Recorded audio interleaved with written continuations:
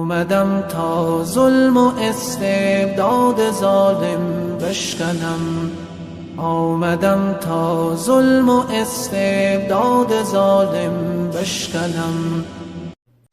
بسم الله والحمد لله والصلاة والسلام على رسول الله محمد صلى الله عليه وسلم وعلى آله وأصحابه وأزواجه ومن تبعه بإحسان رضي الله عنهم وأرضاهم. اللهم اشرح لي صدري ويسر لي أمري واحلل عقدة من لساني يفقهوا قولي. اما بعد، السلام علیکم و رحمت الله و برکاته. شنوندگان گرامی و هموطنان عزیز و ارجمند، درسی پنجم از شرح کتاب اصول سیگانه و این پیام ما را به دیگران رسانید تا از پاداش نیک بهره مند شوید و درس عقیده را گوش دهید. این درس عقیده است و عقیده اساس دین است. کسی عقیده خود را مستحکم کرد در این زمان فتنه عقیده را خوب آموخت، از خود کرد، پس به خواست الله هیچ کس او را به هر عقیده های خراب کشیدن نمیتواند. برای همین خیلی که در درس گذشته گفته بودیم، مؤلف کتاب میگوید که الله را یک و یگانه عبادت کنید و دین را برای او خالص پاک سازید از همه شرک و کفر و شک و شبهه ها. و خیلی دلیل آورد از سوره زاریات 56 آیت: و ما خلقت الجن والانس الا لیعبدون، و من آفریدم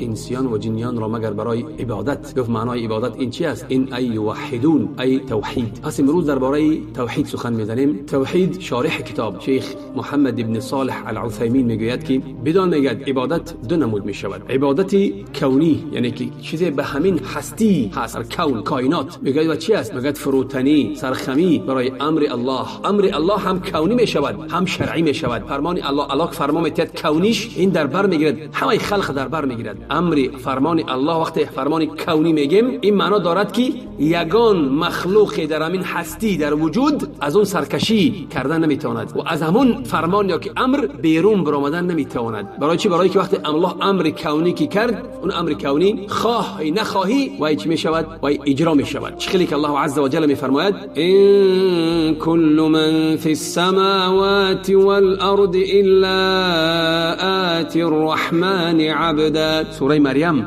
93 آیت. الله چی میگه؟ تمامی کسانی که در آسمان ها و زمین هستند بنده خداوند مهربان، ای فرمان برداری الله می باشند و بنده الله هستند. کسی که در آسمان و زمین است بنده الله است، فرق ندارد مسلمان است یا کافر است. فرمانی کونی گفتیم این در بر میگیرد هم کافر هم مسلمان. فرمانی کونی این چی است؟ مثلا بیماری خواهی نخواهی به تو می آید، مرگ خواهی نخواهی به تو می آید. این کونی هست و رخ دادنی است، خواهی یا نخواهی. فرا گفتیم که هر یک کس برای الله در امر کونیش بنده است و فاجر است یا که نکو است، همش بنده است. دویم عبادتی گفتیم شرعی، این فروتنی، سرخمی برای امر الله که شرعی هست، امرهای شرعی. این خاص برای کی است؟ این خاص برای کی؟ برای کسی که الله را اطاعت میکند و پیروی میکند آن چیزی که بر رسولان فرو فرستاده است. الله پیروی هموان بنده های مؤمن هستند، مسلمان. چخلی که الله عز و جل میگوید: و عباد الرحمن الذين يمشون على الارض هونا. سوره فرقان 63 آیت. الله میگوید بندگان خوبی الله رحمان کسانی اند که آرام و بی یگان غرور و تکبر روی زمین راه میروند و خاکساری در حرکات آنها و حتی در راه رفتن آنان آشکار است. خلاصه درباره توحید گفتیم. توحید در لغت میگه مصدر است. مصدری چی؟ در وحده یوحدو. وحده معنای یگانه دانستن، یکتا و یگانه در زبان عربی. یک چیز یگانه دانستن و این چیز توحید تحقیق نمیشود مگر به چی؟ یک چیز میگن نفی و دیگرش میگن اثبات. یک چیز نفی میکنی، بعد نفی کردن بعد چیز دیگر اثبات میکنی برای او. همه معبودات نفی میکنی، برای الله عز و جل عبادت اثبات میکنی. خلاصه خیلی کلمه شهادت بگیم. در اصطلاح مؤلف کتاب چی میگه؟ میگه توحید این چی است؟ این افراد الله بالعباده. توحید معنا دارد در اصطلاح یکتا و یگانه دانستن الله برای عبادت یا که برای پرستش، تنها او را پرستیدن. خیلی که میگوید الله یکتا بپرست، به او چیزی را شریک نورز، نه پیغمبری فرستاده و نه فرشته مقرب و نه رئیس و نه پادشاه را و نه اگان کسی از خلق را، ولی او را تنها بپرست. پرستیدن الله به یک محبت و به یک بزرگ شماری، یعنی هم پرستیدن الله، یعنی خلاص که تو مجبوری الله پرستی، یعنی که تو باید دوست نمیداری و نه که میپرستی و نه پرستیدن که تو الله هم میپرستی و به یک محبتی بی اندازه و یک بزرگ شماری و بزرگ دانستنش همچون با رغبت و همچون با بیم و ترس. یعنی عبادت پیوستگی دارد به محبت و به بزرگ شماریدن و به بیم و رغبت. باز یعنی که مؤلف کتاب توحید شاملتر معرفی میکند، میگوید که هو افراد الله سبحانه و تعالی بما یختص به، یعنی که تنها دانستن الله سبحانه و تعالی به آن چیزی که برای او خاص است. چی برای الله خاص است؟ حاضر شرح میتیم. برای همین ما همون میگه توحید سه نمود میشود. کمینش توحید الربوبیه، یگانه دانستن الله تعالی در چی؟ در آفرینشش که تنها او آفریده است، یگان آفریدگار غیر الله نیست. و در چیش؟ و در پادشاهیش، یگان پادشاه، یگان مالک، یگان دارنده غیر الله نیست. دارنده همه چیز، پادشاهی همه چیز تنها او است. و در چی؟ و در تدبیر. در این سه چیز و غیر این سه چیز ما باید الله یگانه یکتا پرستیم، یکتا دانیم که و در تدبیر، در اداره کردن همین کون کی اداره میکند؟ برای کون خالقی است که همین کون اداره میکند. همین هستی را، کائنات کی اداره میکند؟ الله. برای همین در گفتیم در چی؟ در آفرینش، در دارایی و پادشاهی و در چی؟ اداره کردن. خیلی که الله عز و جل میفرماید الله خالق کل شیء، سوره زمر 62 آیه. الله آفریدگاری همه چیز است، همه چیز در بر میگیرد. شیء اینجا نکره است، همه چیز در بر میگیرد، چیز نباشد. باز الله عز و جل میگه که هل من خالق غیر الله يرزقكم من السماء والارض لا اله الا هو، سوره فاطر 3 آیه. خیلی که الله عز و جل میفرماید آیا جز الله آفریننده وجود دارد که شما را از آسمان و زمین روزی برساند؟ جز او معبودی بر حق نیست. باز الله عز و جل میفرماید که تبارک الذی بیده الملک و هو علی کل شیء قدیر. بزرگوار و دارای برکت بسیار آن کسی که فرمان روایی جهانی هستی از آن اوست و او بر هر چیز کاملا قادر و توانا است. سوره تبارک 1 آیت. باز الله عز و جل میفرماید الا له الخلق والامر تبارک الله رب العالمین. سوره اعراف 54 آیت. الله میگوید که آگاه باشید که آفرینش و تدبیر جهان برای او و به فرمان او است.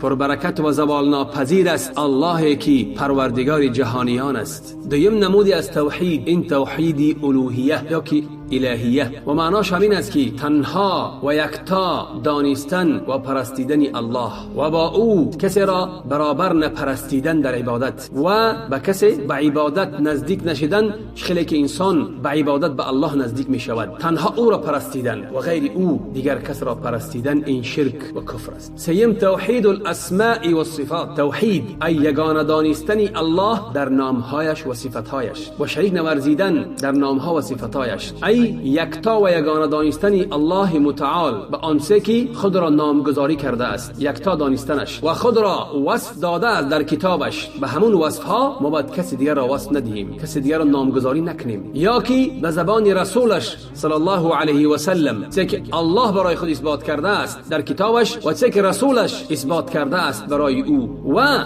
نفی کردن، دور ساختن آن نامهایی که آن صفتهایی که الله برای خودش نفی کرده است و رسولش برای او نفی کرده است. به یگان تحریف ای به یگان تغییر دادن نام و به یگان تعطیل و به یگان بیکار کردن نام. کلی که نام آمده است همون خیل اون نام ما باید اثبات برای الله اثباتش کنیم و به یگان چگونگی نگوییم که این نام چگونه است و نه تمثیل و نه همتا دانستن کسی را به الله. و توحید الوهیت ای توحید عبادت دیگر نامش اون توحیدی است که مشرکان در همین توحید الوهیت گمراه شدند و شرک ورزیدند به الله. برای همین پیغمبری بزرگوار صلی الله علیه و سلم با آنها بجنگید و خون آنها را حلال شمارید و مال آنها را و زمین آنها را و دیار آنها را و آنها را چی گرفت؟ همچون کنیز، همچون غلام. برای بیشتری که مردم گمراه میشوند در توحید الوهیت یا که الهیت یا که توحید عبادت است، به الله شریک میورزند در توحید الوهیتش که تنها برای اوست، او است معبودی بر حق شایسته عبادت در همه چیز، در دعا، در بیم و ترس، در امیدواری، در توکل، در اخلاص، همه چیز برای اوست. خیلی که الله عز و جل میفرماید ولقد بعثنا فی کل امت رسولا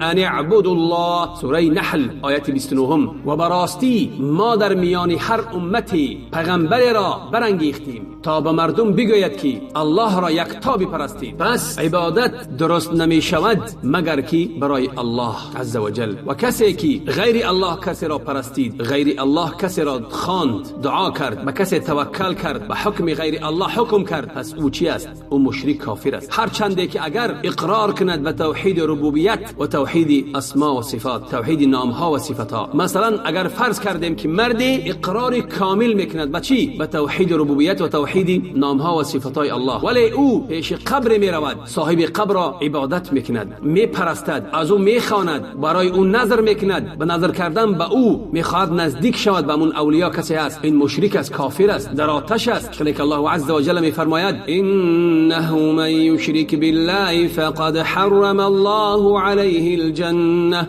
و مأواه النار و ما للظالمین من انصار. سوره مائده آیت 72. هر آینه کسی که به الله شرک میورزد، الله برای او بهشت را حرام کرده است و جایگاه او دوزخ است، آتش است، و برای ستمگاران روز قیامت یاوری نیست. برای همین توحید عموما بزرگترین چیزی است که الله ما را به او امر کرده است و این اصل از اصل دین است که دین به همین توحید برپا می شود، همه دین. برای همین پیغمبر بزرگوار صلی الله علیه و سلم اولین دعوتی که در مکه بود فقط به توحید دعوت میکرد، به یگانگی الله دعوت میکرد. و کسی را که شریک معاذ به یمن راه کرد و کسی را که میفرستاد به هر دولتی، به هر شهری که میفرستاد، میگفت که یکمین به چی دعوت کن؟ به توحید دعوت کن. باز مؤلف کتاب میفرماید و بزرگترین چیزی که الله و رسولش مردم را منع میکرد، نهی میکردن، این چی است؟ این شرک است. مؤلف میگوید که شرک چی است؟ ای خواندنی، دعا کردن، پرستیدنی کسی دیگر را همراه الله، این شرک است. خیلی که مؤلف کتاب میگه دلیل قوله تعالی و دلیل قول الله عز و جل واعبدوا الله ولا تشركوا به شيئا، سوره نساء 36 آیت. الله را بپرستید و به الله چیزی را شرک نورزید. برای همین بزرگترین چیزی که الله از اون نهی کرده است این چی است؟ شرک است. این بزرگترین حقی است از حقهای الله بر بندگانش که او را بپرستند. باز خیلی که الله عز و جل میفرماید ان الشرک لظلم عظیم، سوره لقمان 13 آیت. الله عز و جل میگه که هر آینه شرک این ظلمی بزرگی است، ستمی است، ظلمی هست. شرک الله ظلم میگه. الله عز و جل بعد در سوره نساء میگه که و من یشرک بالله فقد افترا اثما عظیما، و هر کسی برای الله همتای شریک قرار دهد گناه بزرگی مرتکب شده است. و باز الله عز و جل میفرماید که و من یشرک بالله فقد ضل ضلالا بعیدا، سوره نساء. الله میگوید که یقینا و هر کسی که به الله شریک ورزد یقینا به گمراهی بسیار دوری دچار شده است. تا بسیار هستند، همیناش بسنده است. باز پیغمبر بزرگوار صلی الله علیه و سلم میفرماید که وقتی میپرسنش کدام گناه از هم بزرگتر است، میگه که ای بزرگترین از گناهان که تو برای الله همتای قرار دهی که او تو را آفریده است، بزرگترین گناه است. و چخلی که علیه الصلاه و السلام در حدیث امام مسلم از جابر روایت میشود، الله میفرماید کسی روز قیامت به الله پیش الله میرود و به او شرک ورزیده است، پس او وارد دوزخ میشود. و باز پیغمبر بزرگوار صلی الله علیه و سلم میفرماید که و کسی که وفات میکند و در حال حیاتش وی از غیر الله کسی را میخواند، دعا میکرد یا که عبادت میکرد یا که برای او نظر میکرد، پس او وارد دوزخ میشود. حدیث در بخاری است. پس شارح کتاب باز میفرماید که شرک دو نمود میشود، شرک اکبر و شرک اصغر. نمود یکم شرک اکبر. شرک اکبر میگه یعنی شرک اکبر اون شرکی است که انسان به واقع شدن در همون شرک از دین خارج می شود. شرک اصغر معنا دارد هر یک عملی قولی باشد یا که فعلی باشد، پیغمبر او را چی در شریعت به وصف شرک نامگذاری کرده است، ولی از دین خارج نمی شود. برای همین انسان باید در حذر باشد از شرک، هم شرکی بزرگ و هم شرکی خرد و کوچک. خیلی الله عز و جل میگوید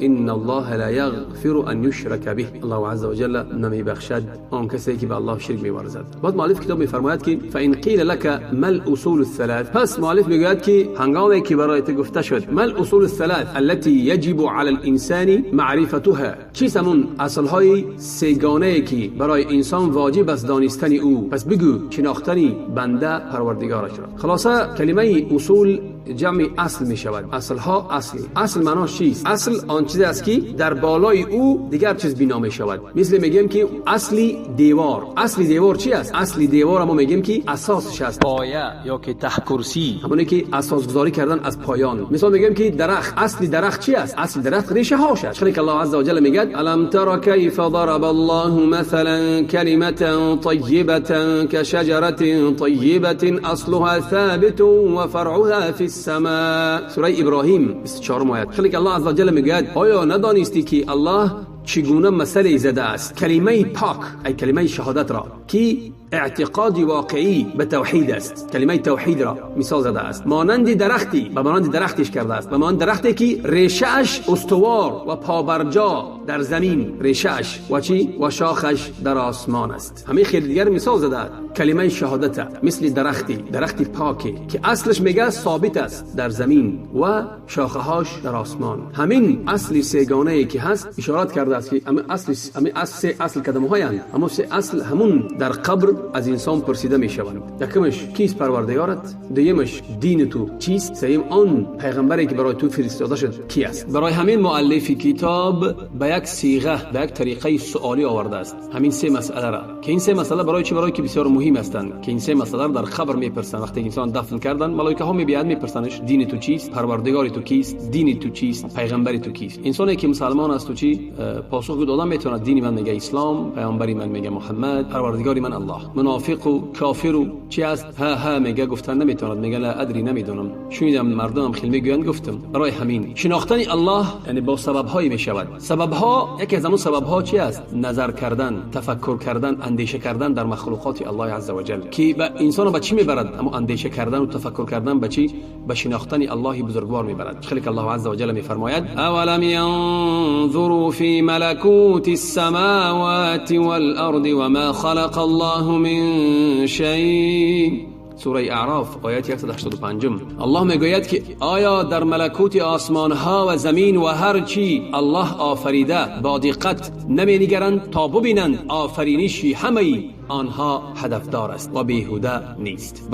برای همین الله عز و جل ما را امر می‌کند که تدبر کنیم، بنگریم در مخلوقاتش چه که آفریده است، که یکی از سبب‌های چی شناختن الله است. سبب دیگر شناختن الله بنده الله را این نظر کردن در آیات‌های شرعی. آیات‌های شرعی ای قرآن وحی از جانب الله که آمده است بر رسولانش علیه الصلاه و السلام. و انسان اگر بنگرد و انسان اگر که در سخنان پیغمبر و سخنان الله وقتی که نظر میکند میبیند که همه بهبودی و برتریت و افضلیت و همه منفعت برای انسان در دنیا و روز قیامتش برپا کردن همین قرآن و سنت. یعنی قرآن و سنت همه وقت به فایده انسان است، به بهبودی انسان است، هم در دنیا هم روز قیامت. برای همین الله عز و جل وقتی که میگه افلا يتدبرون القرآن ولو كان من عند غیر الله لوجدوا فيه اختلافا كثيرا. سوره نساء 80 آیه. آیا در قرآن نمی اندیشند، تفکر نمی کنند، در حالی که اگر از سوی غیر الله باشد یقینا اختلاف بسیاری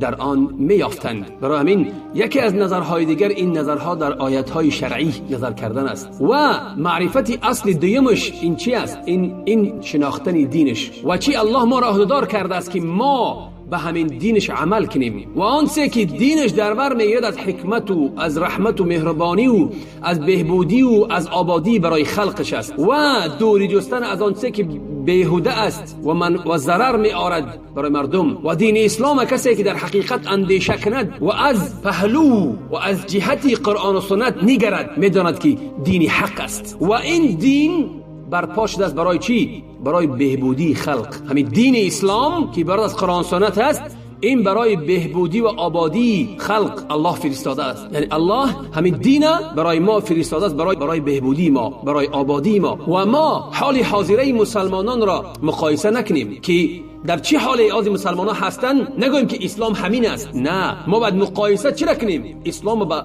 وقتی که صحابگان بودند و تابعینان بودند، تابعینان بودند، نه که به حاضر وقت مقایسه کردن این خیلی ظلم است اسلام. برای چی؟ برای که مسلمانان خیلی در دین زیاده روی کردند، خیلی سستی کردند، خیلی مرتکب گناهایی بزرگ شدند، خیلی از اسلام دور شدن، اسلام ترک کردن. برای همین ما مقایسه کردن نمیتونیم. اسلام حاضر حالی که ما هستیم. برای همین دین اسلام این هم نکو است، هم نکو کننده، هم اصلاح کننده برای هر زمان و هر مکان. انسانی که اگر بد اسلام چنگ زند، در دین اسلام هم بهبودی برای او است، او هم بهبودی برای امتش است، هم بهبودی برای زندگیشو، هم بهبودی برای روز قیامتش است. برای که اسلام از همه چیزی پلیدی من میکند، باز میدارد انسان و به هر یک نیکی انسان دعوت میکند، به اخلاق نیک دعوت میکند، به کمک و یاری و به دیگر چیزها دعوت میکند. از ظلم، از ستم، اخلاق بد، از کشتن و ظلم کردن و اینا انسان من میکند. این به بهبودی کیست؟ به بهبودی مسلمانان است، به بهبودی مردم است. شناختنی سیم اصل شناختن انسان پیغمبر شه. به چی میشود شناختن انسان پیغمبر شه؟ به خواندن سیرت و حیات پیغمبر بزرگوار صلی الله علیه و سلم و چی گونه عبادت میکرد، چی گونه اخلاق داشت، چی گونه دعوت میکرد، چی گونه جهاد میکرد در راه الله. برای همین برای هر یک انسان واجب است که اگر پیغمبرش را خواهد بشناسد، پس باید درباره پیغمبرش بخواند، مطالعه کند، سیرت او را، حیات او را، با صحابگان چه خیل بود، در خانه‌اش چه خیل بود، همه روش و رفتاری که پیغمبر داشت او را باید بخواند، فهمد و او را پیروی کند. این است شناختن پیغمبرش محمد صلی الله علیه و سلم و او را پیروی کند، سنت او را زنده کند. خلاصه درس دوام دارد و از دعایی که خود ما را فراموش نکنید و درس آینده درباره کلمه رب ای پروردگار سخن می‌زنیم. منتظر